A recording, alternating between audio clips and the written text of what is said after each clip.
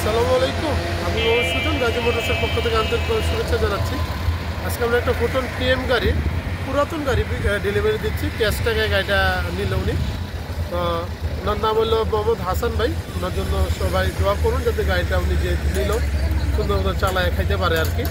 তো যাদের নতুন পুরাতন গাড়ির প্রয়োজন আছে আমাদের সাথে যোগাযোগ করে গাড়ি নিতে পারেন। আসলে আমাদের সময় দেখতে থাকে গাড়ির কাগজ এবং ট্রান্সপোর্ট না তুমি না পারো।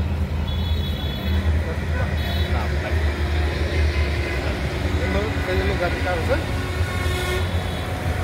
ঠিক আছে। কারো যদি গাড়ির প্রয়োজন আমাদের আর যে কোনো প্রয়োজন আসবে। হ্যাঁ, তো এই গাড়িটা আপনাদেরকে ঘোরা দেখে যেটা আমরা ওনাকে ডেলিভারি দিলাম আর কি।